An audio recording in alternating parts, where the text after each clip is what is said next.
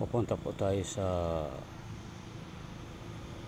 Barangay Maulingon at dito tayo dudaan sa bagong kalsada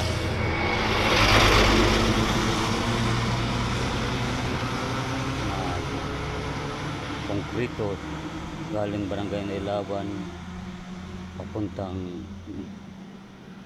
Barangay Tumalaytay. Ito po ang konkretong daan, bagong kalsada.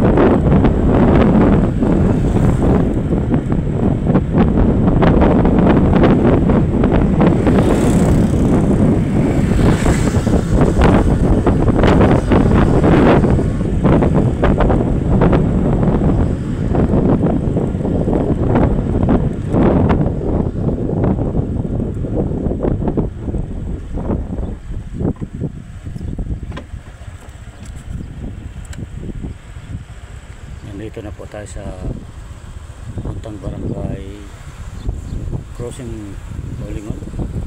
Ito ang daan na yan po ay papuntang Barangay Maulingon, Barangay Kagawad Noli Magallanes, Barangay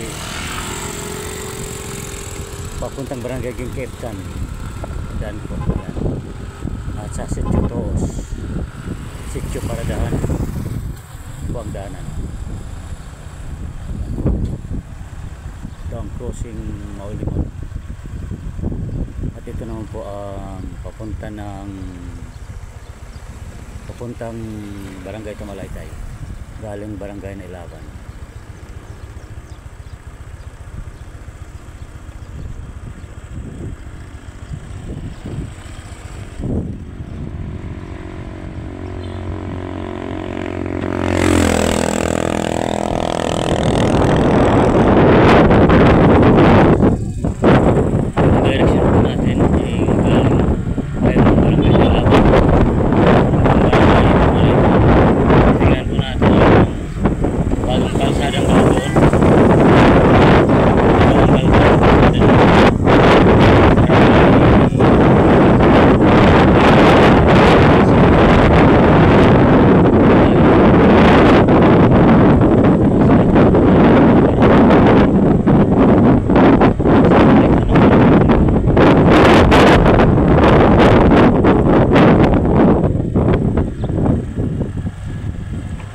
marami na pong bahay dito.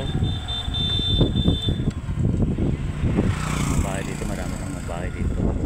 May gasoline station, may mga sakyan. Baka dumating ang araw po ng mga kabahayan dito.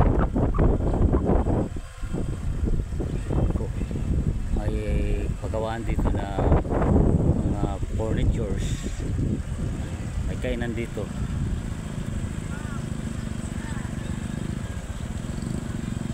Kainan sa tuos, kaunan sa tuos.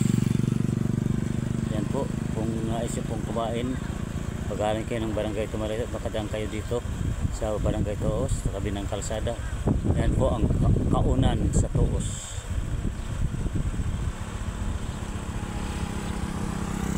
Andun po yung gasoline station. Ayan po, may crossing doon papuntang Paradahan. Yan ang papuntang Paradahan. Yan po ang paggawaan ng mga furnitures. Tingnan nyo, nandyan yung mga tambak na sodas, wood sodas. Yung furniture ni Daco Almoguera. Patuloy po tayo papuntang bagong daan, bagong kalsada na ginagawa din sa papuntang barangay Tumalaytay.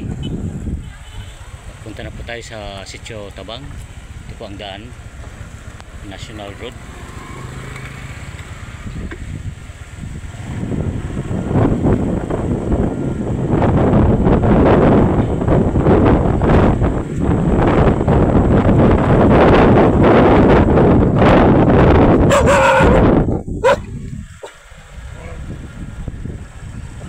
Ito pa po yung mga kabayan dito sa barangay Tuos. At yun po ang gasoline station. Yung Gilotin gasoline station. Gilotin.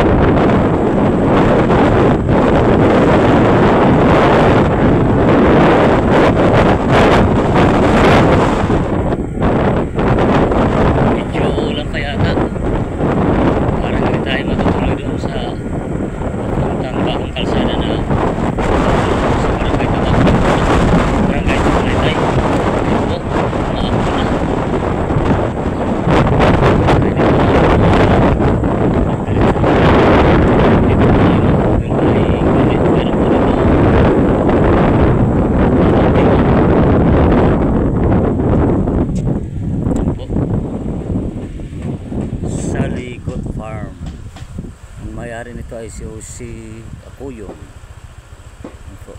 Mayroon po dito mga